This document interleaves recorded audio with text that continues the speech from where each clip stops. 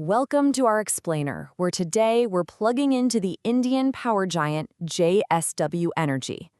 Their latest quarterly results are out, and let me tell you, the numbers are absolutely electric. The big question is, how on earth did they pull it off? I mean, seriously, think about it. In the power sector, things are usually pretty steady, predictable.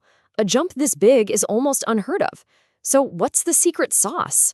What is fueling this incredible surge for JSW Energy? Well, here's the answer. A staggering 93%. That's the year-over-year growth in JSW Energy's core earnings. It's a huge number, and we're about to break down exactly how they did it, piece by piece. All right, first things first. Let's look at the big headline numbers that have got everybody talking. Okay, here's the official scorecard. Now, don't worry about all the numbers. Just focus on these 3 lines with me. Total revenue, look at that. It almost doubled to over 5,400 crores. Then there's EBITDA. That's their core profit. It also doubled, hitting over 3,000 crores. And yep, that's our 93% jump right there. And the bottom line, profit after tax, also saw a really healthy 42% growth. And this chart, wow, this just makes it so clear, doesn't it? It visualizes that massive leap in earnings. I mean, just look at the jump in that EBITDA bar in a single year. This isn't just a good quarter, folks. This is a fundamental step change in the company's entire earning power. So, how did this happen? Well, it definitely wasn't an accident. This growth was carefully engineered by bringing 2 massive new assets into the fold, the Mahanadi Thermal Power Plant and the big acquisition of the O2 Power Renewable Platform. So now let's pop the hood and go inside the engine room, see how both the traditional thermal and the new renewable parts of the business really performed. Okay, this is where it gets really interesting. On the right, you have renewables, which is the company's future, right? Earnings there grew a very strong 56%. But the big story this quarter is over on the left.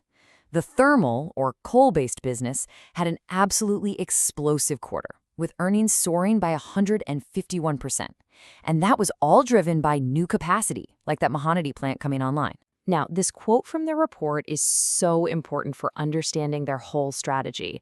LT tie-ups, that just means long-term agreements, they're basically moving away from selling power on the volatile up and down open market. Instead, they're locking in prices with long-term contracts. So why does this matter? Well, it creates a much more stable and predictable stream of cash, which reduces risk for everyone involved. It's a really smart move. Okay, let's talk about debt for a second. This number, 4.7 times, is their net debt to annual earnings ratio. The easiest way to think about it, it's like your total household debt being about 4.7 times your yearly income. So yes, they've taken on more debt to fuel all this growth, but it's now supported by a much larger base of earnings. And here's a quick financial health check. You can see the net debt is up, and that's mainly because of that big O2 Power acquisition. But they're also sitting on a solid pile of cash. What's really crucial here, though, is receivables. That 58 days means it takes them, on average, less than 2 months to get paid by their customers. In a period of such rapid growth, being that efficient with collecting cash is absolutely vital. You see, this incredible performance isn't just some one-off quarter. No, it's the launch pad for a truly massive long-term vision. This chart right here, this is a snapshot of their future. By 2030, they're aiming for over 30 gigawatts of total capacity. But the most striking part, look at that mix. 70% of that is planned to be from renewables. It's a monumental pivot to green energy, and it positions them to be a major player in India's energy transition. So how exactly are they going to get there?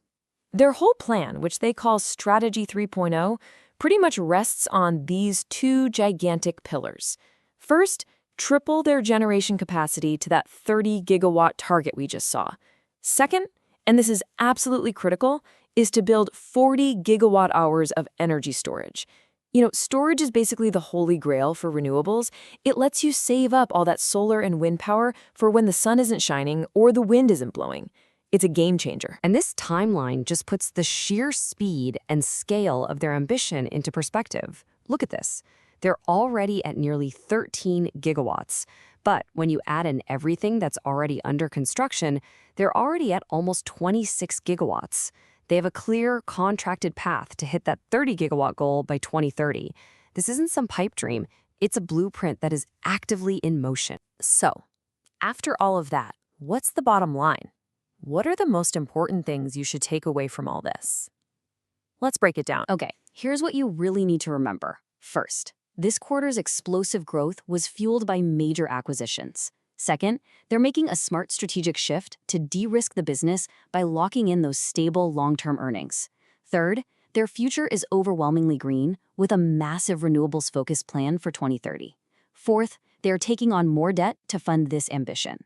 And finally, all of this is part of an even bigger goal, to become completely carbon neutral by 2050. And that brings us to this final huge question.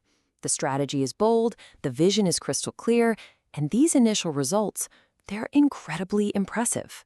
JSW Energy is betting big on growth and green energy. But the ultimate challenge remains, can they actually pull it off? Can they execute what is truly one of the most ambitious expansion and decarbonization plans the entire energy industry has ever seen?